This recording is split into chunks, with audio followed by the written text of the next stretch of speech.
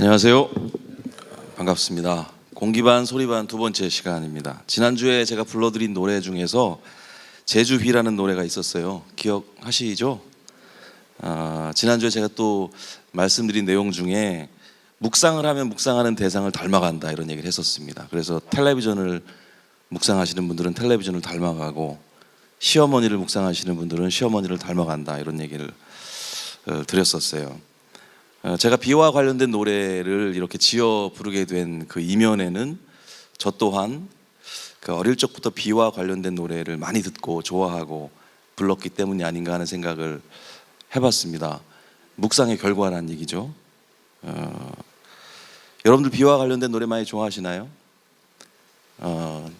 제가 좋아했던 노래들 조금 불러드려 볼까요? 그 대중 가요 중에는 뭐 이런 게 있었어요. 여러분들 다 좋아하시는 곡일 수도 있는데 전주만 듣고도 아마 아시는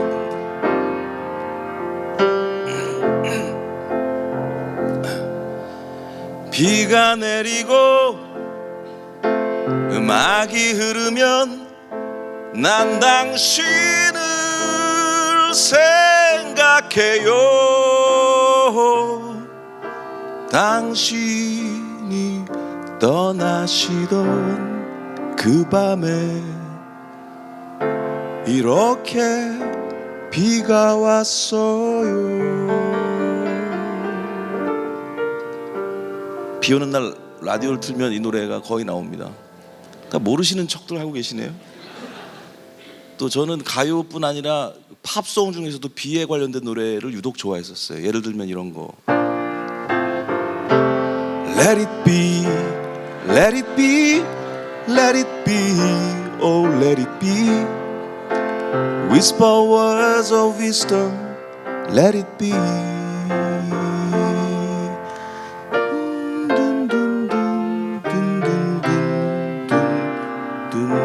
비가 내리듯, 그죠? 사실 오늘 메시지를 시작하면서 제가 어떤 특별한 비에 대해서 조금 먼저 얘기하고 싶어서 좀 이런 노래들을 좀 불러봤습니다. 여우비를 혹시 아시나요? 맑은 날에 잠깐 내리는 비를 여우비라고 하죠. 그 하늘 저 높은 곳에서 비구름이 있는 저 하늘 높은 곳에서 바람이 심하게 불어가지고 비를 바람이 데리고 맑은 하늘까지 와가지고 떨어지는 비가 여우비라고 해요. 갑작스럽게 10월 달에 여러분들 찾아온 저도 어쩌면 여우비 같다는 생각을 해볼 수 있을 것 같습니다. 비가 올 것 같지 않은 그런 날씨에 오는 비다 보니까 이 여우비에 대한 인상적인 그런 묘사들이 좀 많이 있어요. 그 중에 한 문장을 제가 좀 찾아봤는데요. 바로 이 문장입니다. 같이 한번 읽어보시겠어요? 시작. 들길을 따라 적정 걸었다. 잠시 여우비가 뿌리고 지나갔다. 짙게 풍겨왔다. 여우비가 오면 풀냄새가 한층 짙어진다는 표현이 참 좋습니다. 여우비가 아마도 대기에 있는 먼지들을 씻어주면서 주변에 원래 있던 향기들이 이렇게 되살아나는 그런 현상일 것 같아요. 저도 이왕에 이렇게 여우비처럼 찾아와서 메시지를 하고 있으니까 그 효과도 여우비 같았으면 좋겠다 이런 생각을 해봤습니다. 우리의 일상의 향기가 한층 짙어지는 그런 10월 한 달이 됐으면 좋겠습니다. 오늘도 역시 노래를 부릅니다. 왜요? 이번 달 시리즈 제목 공기반 소리반. 네. 오늘의 제목은 사랑이 흐른다입니다.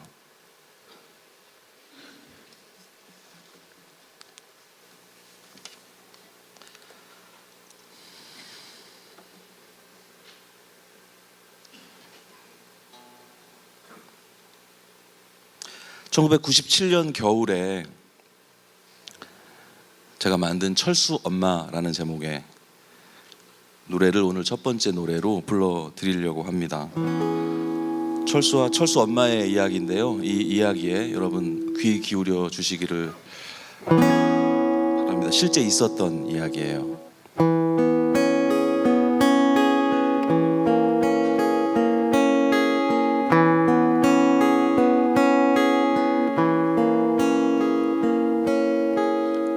철수의 엄마는 듣지 못하고 말도 하지 못하는 해녀랍니다. 그렇게 어렵게 오형제를 키운 엄마를 철수는 사랑합니다. 수화도 모르는 엄마이기에 온몸과 숨소리로 말했답니다.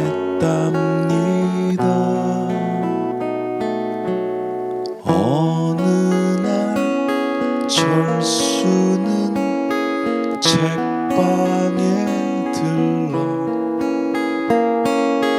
한글 공부 그림책 사가지고는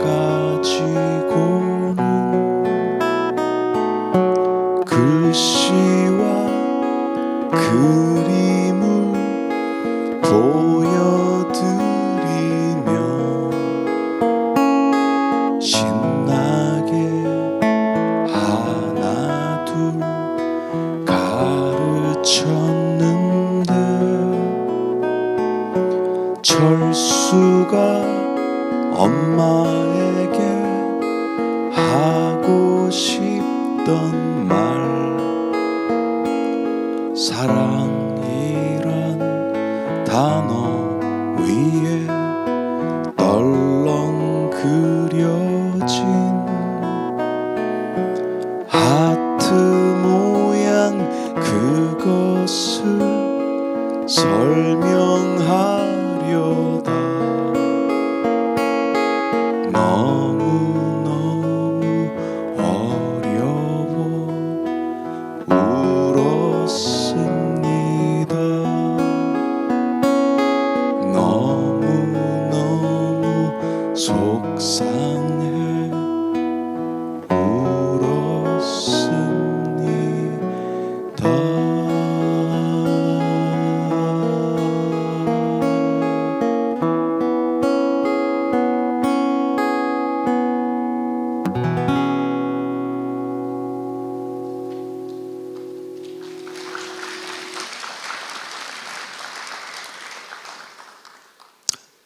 어떤 얘기인지 아시겠죠? 철수가 삼척에 살고 있었는데요. 이렇게 이중 장애가 있는 엄마를 떠나야 되는 상황이 벌어져요. 고3이었는데 춘천에 있는 어떤 대학교로 진학을 하게 됐는데 엄마를 혼자 두고 갈 수가 없는 마음인 거예요, 철수가. 그래서 어떻게 하면 엄마를 혼자 살게 할 수 있을까를 굉장히 고민해요. 그러면서 국리 끝에 한글을 가르쳐 드려야 되겠다는 생각을 하면서 열심히 가르칩니다. 그런데 그 엄마가 하트 모양을 잘 알아차리지를 못하시는 거예요. 그 장면에서 철수가 어떻게든지 자기 마음을 전해보려고 줌을 넣어도 보고 안 와도 보고 그러다가 눈물이 그렁그렁 이렇게 그 장면을 제가 보면서 참 많이 울었습니다. 여러분들 어떻게 들으셨는지 모르겠지만, 근데 이 장면이 참 안타까운 이유는 사랑이 없어서가 아니에요, 그죠? 사랑이 엄연히 있지만 전해지고 있지 않기 때문입니다. 저도 참 안타까운 마음으로 눈물을 흘렸는데 불현듯 그 장면보다 훨씬 더 안타까운 장면이 하나 떠올랐어요. 그래서 한참을 더 제가 울었습니다. 그것은 저와 하나님과의 관계였어요. 너는 그 사랑을 잘 알아차리고 있니? 라는 질문이 가슴을 파고들었습니다. 네 라고 제가 대답을 할 수가 없었어요. 제가 이래봬도 교회 성경 퀴즈를 통해서 획득한 학용품으로 초중고를 마쳤을 정도로 나름 성경 지식이 많았던 그런 아이였어요. 과거의 하나님, 미래의 하나님을 제가 다 알고 있어요. 심지어 예수님이 어디서 태어나셨는지까지 제가 다 알고 있는 그런 사람입니다. 하지만 현재의 나, 지금의 나와 관계하시는 하나님에 대해서는 지식이 전혀 없었던 것 같아요.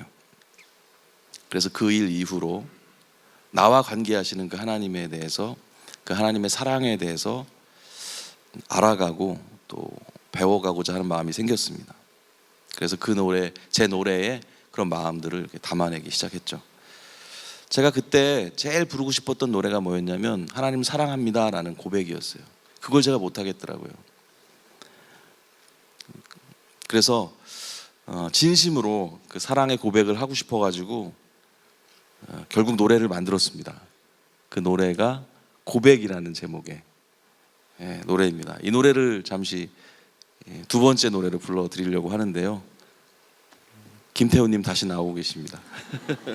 박수 한번 보내주세요.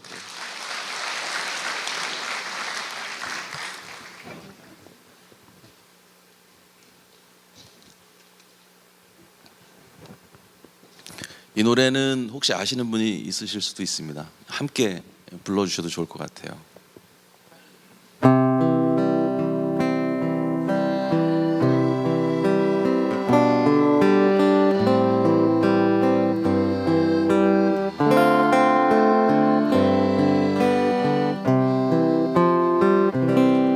내가 주님을 사랑합니다.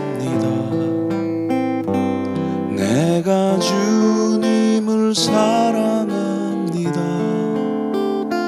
주님 먼저 날 사랑하셨네. 내가 주님을 사랑합니다. 내가 주 위해 죽겠습니다. 내가 주 위해 죽겠습니다. 주님 먼저 날 위해 죽으셨네. 내가 주 위해 죽겠습니다. 내가 주 위해 살겠습니다. 내가 주 위해 살겠습니다. 주님 먼저 나 위해 사셨네. 내가 주 위해 살겠습니다.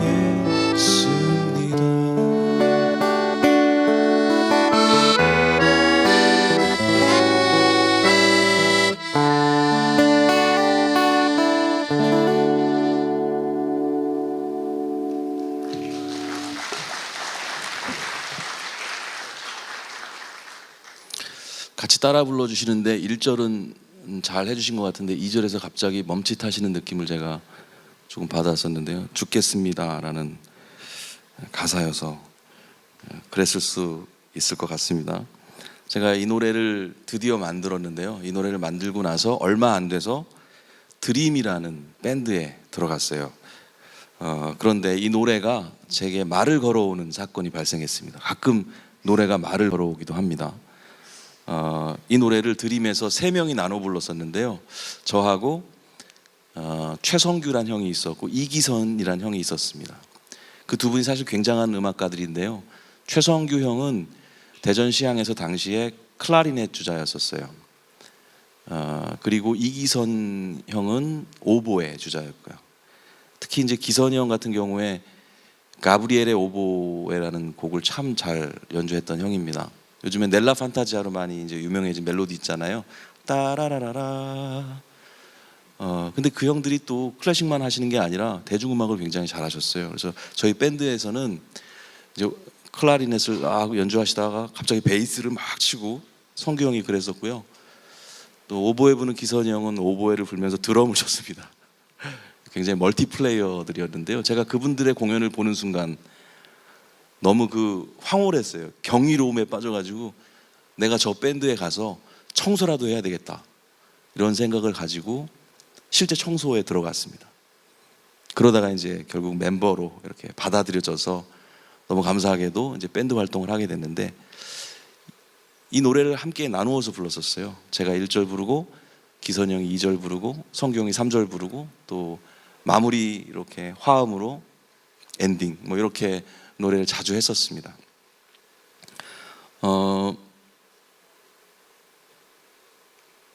서울에서 2000년 즈음에 공연이 있었는데요. 굉장히 늦게 끝났어요. 그 공연이. 함께 형들하고 공연을 마치고 대전에 내려오는 길이었습니다. 저는 당시에 이제 집이 조치원 쪽이었었어요. 그래서 중간에 이제 내렸어요. 제가 운전을 하고 있었는데, 제가 막내니까 이제 운전하고 내려오다가 형들에게 이제 운전을 맡기고 저는 이제 집에 갔죠. 집에 가서 씻고 자려고 했을 때 아마 시간이 거의 5시가 다 돼가는 그 무렵이었던 것 같아요. 새벽. 자려고 누웠는데 갑자기 전화벨이 울리는 거예요. 새벽에 집 전화가 울리면 기분이 이상하잖아요. 전화를 받았습니다. 기선이 형이 돌아가셨다는 연락을, 방금 전에 헤어졌는데 기선이 형이 내려가다가 죽었다는 연락을 받았어요. 아마도 제가 알기로는 경부선 내려가다 호남선 갈라지는 부분 있잖아요. 거기서 차가 좀 굴른 것 같아요. 잘못해서. 그러면서 기선이 형이 그 자리에서 돌아가셨다고 하더라고요. 성규 형은 조금 다치고 그냥 멀쩡하신 상황이긴 했어요.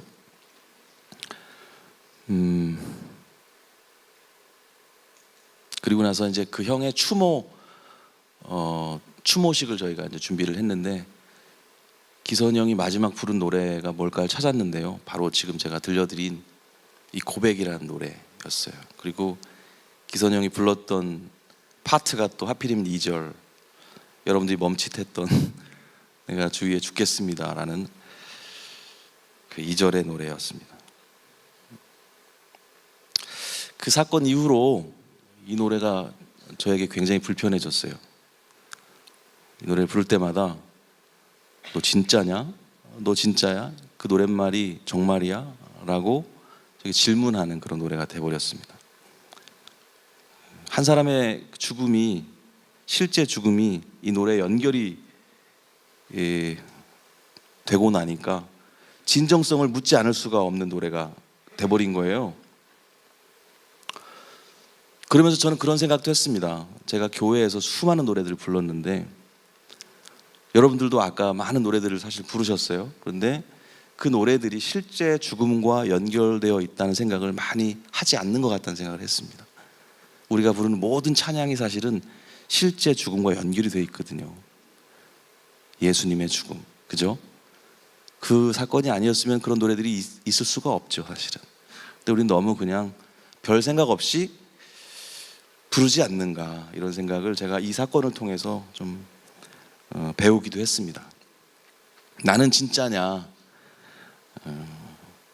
하나님을 진짜 사랑하는 방법은 뭘까? 하나님께 진짜 고백을 드리는 방법은 뭘까? 이런 생각을 계속 하게 됐어요. 그래서 일단 예배를 열심히 드리기로 했습니다.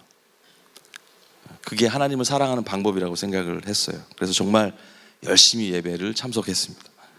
성격에 잘 맞진 않았지만 손을 들고 막 찬양도 해보고 큰 소리로 기도도 해보고 그랬던 것 같습니다. 그러면서 하나님과의 어떤 영적인 교감, 또 어떤 신령한 어떤 경험들을 기대했던 것도 같아요. 좋은 방법일 수 있다고 생각합니다. 하지만 이것이 과연 충분한 방법일까? 알맞은 방법일까에 대해서 지금도 계속 고민하고 있는 중이에요. 지금부터는 여러분들과 함께 오늘 본문으로부터 출발해서 성경 말씀 이곳저곳을 함께 살펴보면서 하나님을 알고 또 하나님을 사랑하는 방법에 대해서 또 생각을 같이 해보려고 합니다. 먼저 오늘의 본문을 여러분들과 함께 좀 읽어봤으면 좋겠습니다. 호세아서 6장 3절부터 10절까지 말씀인데요. 우리 한 목소리로 같이 좀 읽어봤으면 좋겠습니다. 자, 준비되셨죠? 시작.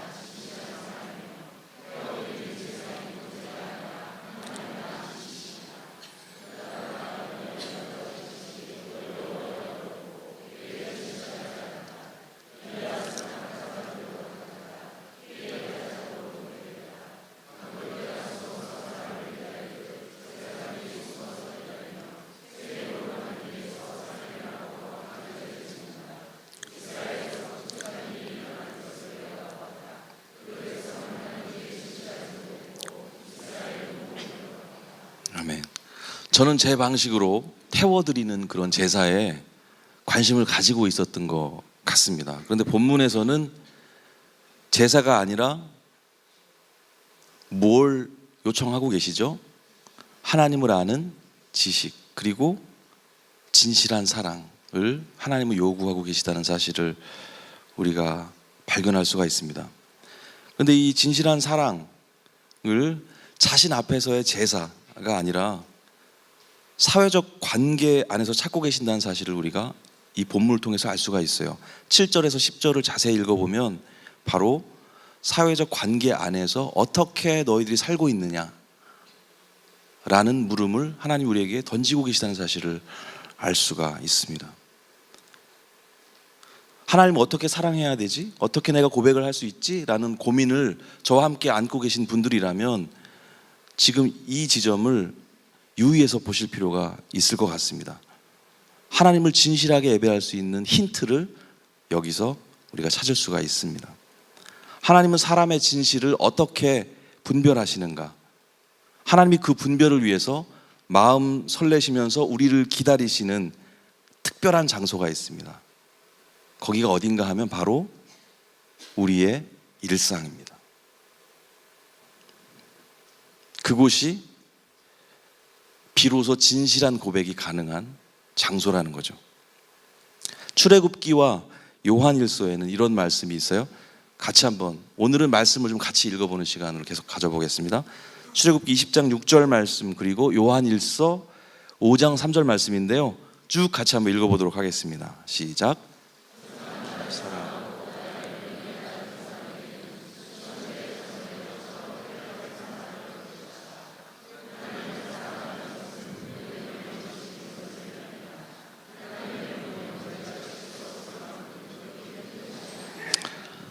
아멘. 이 두 말씀에 공이 나타나는 표현이 있는데요, 나를 사랑하고, 그리고 뭐예요? 나의 무엇을 지키라고요? 명령을 지키라는 얘기가 나옵니다. 이게 성경 말씀이니까 참고 읽지만 참 낭만이라고는 없는 그런 표현 같다는 생각을 해봅니다. 사랑과 과로, 만약 이런 문제가 여러분들 앞에 주어졌다고 한번 생각해 보세요. 이런 전혀 맥락 없이 이런 문제가 주어졌어요. 이 괄호에 가장 근사한 말을 적어 넣어 보세요 하면 뭘 적으시겠어요, 여러분들? 아마도 많은 대답, 예상되는 대답은 진실, 은혜, 뭐 그런 거 아닐까요? 여기에 명령이라고 집어넣으실 분이 여기 몇 분이나 계실까요? 우리의 생각의 흐름이 그렇습니다. 하지만 성경을 찾아보시면, 검색을 해보시면 사랑과 명령이라는 조합이 말이죠, 사랑과 자비, 사랑과 은혜, 사랑과 진실만큼이나 많이 나와요. 근데 우리는 그걸 읽고 있지 않았던 건 아닐까요?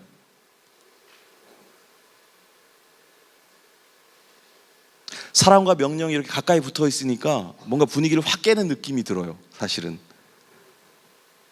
분위기 좋은 노래방에서 누군가 갑자기 독일 가곡을 부르는 것 같은 이런 느낌이 좀 드는 거죠. 분위기가 확 깨져 버립니다.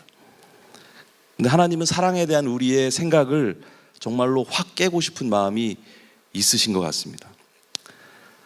사랑과 좀 멀어 보이는 그 명령이라는 게 뭔지에 대해서 우리가 좀 찾아볼 필요가 있을 것 같은데요, 명령의 자리를 약간 다르게 표현하고 있는 성경 말씀 한 구절 다시 보겠습니다. 마가복음의 한 구절인데요, 마가복음 12장 32절에서 34절까지 말씀을 다시 한번 같이 읽어보겠습니다. 시작.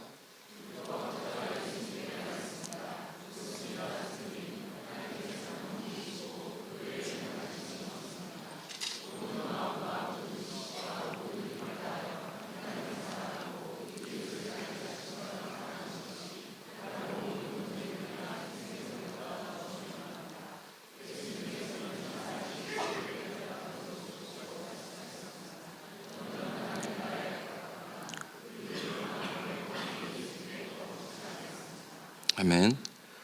우리가 앞서 읽은 그 세 권의 책을 비교해 보면은 여기서 명령이 무엇을 의미하는지를 조금 우리가 알 수 있습니다. 명령이 어떻게 설명이 되고 있죠? 이웃을 자기 자신처럼 사랑하는 것으로 설명되고 있다는 사실을 알 수가 있습니다. 그것이 많은 사람들이 하나님을 사랑하는 방식으로 관심을 갖고 있는 번제물이나 희생제물보다 더 중요하다고 하나님은 말씀하고 계신 거죠. 우리는 give and take 문화에 굉장히 익숙해져 있는 것 같아요. 그래서 하나님께 내가 사랑을 받았으니까 돌려드려야지, 그런 마음으로 예배에 열심을 내는 건 아닐까 하는 생각도 해봅니다. 저도 그랬고요. 그 마음 자체는 참 소중한 마음이라고 생각합니다. 그러나 그것은 내 방식의 사랑법이라는 거죠. 우리 방식의 사랑법이라는 거죠. 우리는 무언가 베풀고 나서 내가 무언가를 베풀었는데 상대가 어떤 방식으로든지 갚아오지 않으면 마음이 굉장히 불편합니다. 내가 저 사람 둘째 아들 결혼할 때 분명히 갔었는데 왜 없지? 이런 마음인 거죠. 하나님도 그럴 거라고 혹시 우리가 생각하고 있는 건 아닐까, 그런 생각을 해봅니다. 하나님은 사람이 하나님의 사랑을 받고 그 사랑을 다른 사람에게 전하지 않으면, 다른 사람에게 전하지 않으면 당신께서 사랑을 받고 계시다고 느끼지 못하시는 분이세요. 우리가 이웃에게 사랑을 전하지 않으면 아무리 하나님께 나와 고백하고 헌금을 드리고 예배를 드려도 하나님은 그 사랑을 인정하지 않으십니다. 그 사실을 우리는 마태복음을 통해서 다시 한번 확인할 수가 있습니다. 같이 한번 또 읽어볼게요. 마태복음 25장 43절에서 45절 말씀입니다. 시작.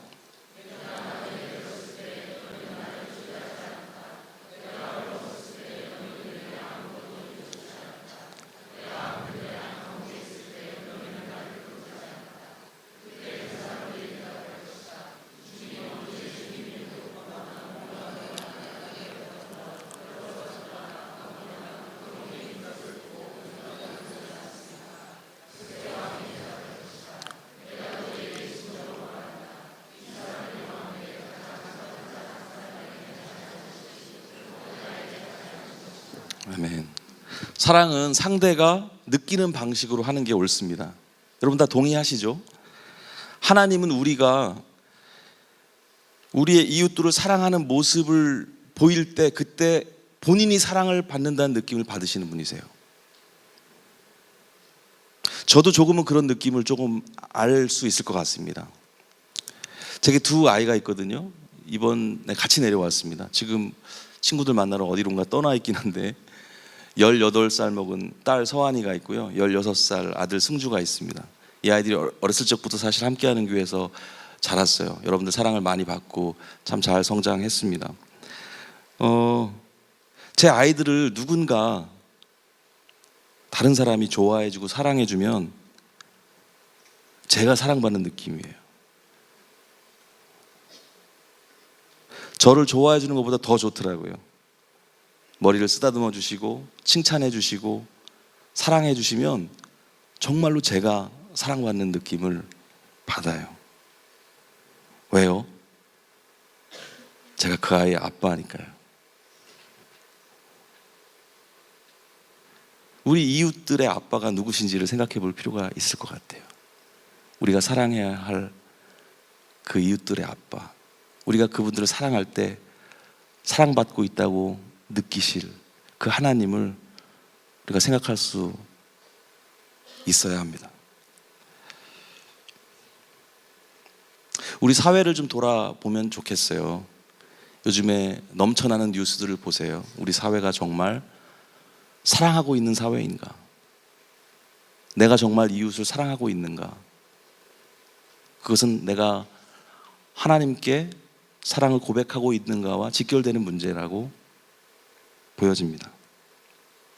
사랑은 하나님께로부터 나에게로 흘러왔습니다. 이제 나를 통해서 이웃에게로 흘러가야 합니다. 지금도 하나님은 진실한 사랑의 고백을 예배의 시간과 장소에서뿐 아니라 우리의 삶의 장소에서, 우리 사회적 관계 안에서, 우리의 일상에서 찾고 계십니다. 사랑이 흘러 내려와야 될 그 저 낮은 곳에서 하나님은 우리의 고백을 받으시기 위해서 그 자리에서 지금도 기다리고 계세요. 지금 이 시간 하나님은 어디 계실까? 우리가 함께 생각해 봤으면 좋겠습니다.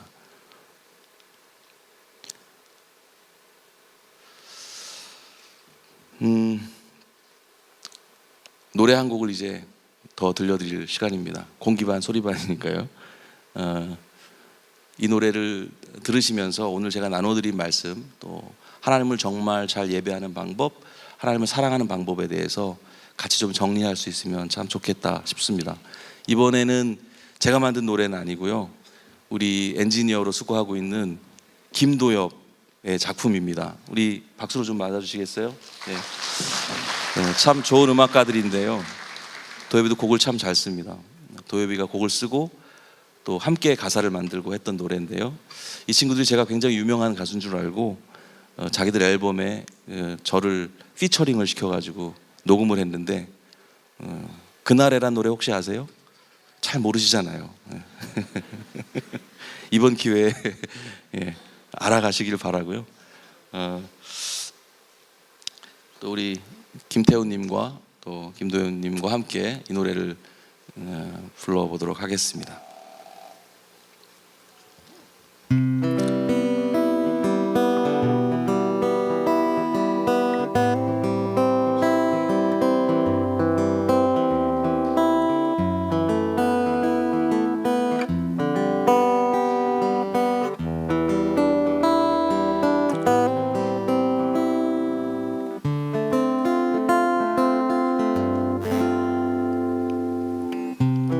우린 그저 남들보다 좋은 자리 오르려 할 뿐 서로를 모르지. 외롭게 살고 있지. 우린 그저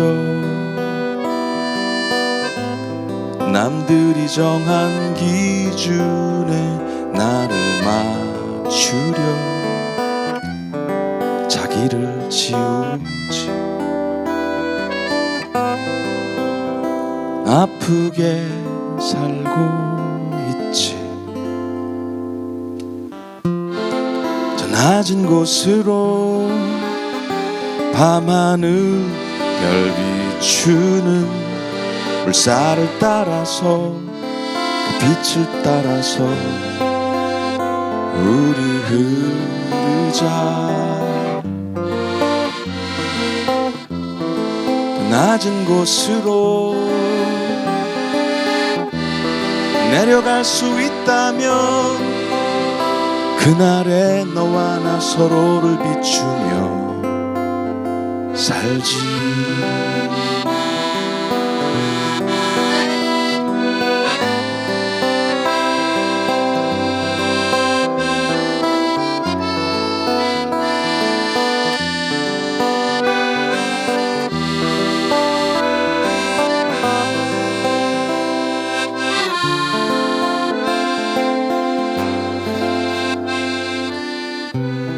우린 그저 남들이 정한 기준에 나를 맞추려 자기를 지우지. 아프게 살고 있지. 저 낮은 곳으로 밤하늘 별 비추는 물살을 따라서 그 빛을 따라서 우리 흐르자. 낮은 곳으로 내려갈 수 있다면 그날에 너와 나 서로를 비추며 그날에 너와 나 서로를 안으며 그날에 너와 나 서로에 기대어 살지.